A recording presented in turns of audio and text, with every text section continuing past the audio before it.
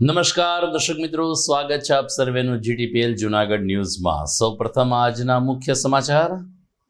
Share બજારમાં આગ ભભૂકતી તેજીથી રોકાણકારોને બખા। સેન્સેક્સે 1400 પોઈન્ટની છલાંગ લગાવતા અર્થતંત્રને મળ્યો બુસ્ટર ડોઝ।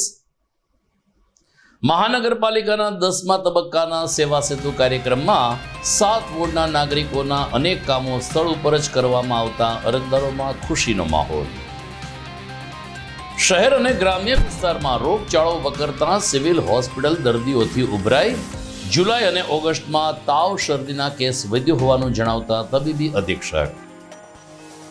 અને ભારત બાંગ્લાદેશ વચ્ચે રમાઈ રહેલી પહેલી ટેસ્ટના બીજા જ દિવસે ભારત ડ્રાઇવિંગ સીટ ઉપર 308 રનની સરસાઈ સાથે વિજય ભણી ટીમ ઇન્ડિયા। આ તમામ સમાચાર વિસ્તારથી જોઈએ તે પહેલા લઈએ એક બ્રેક।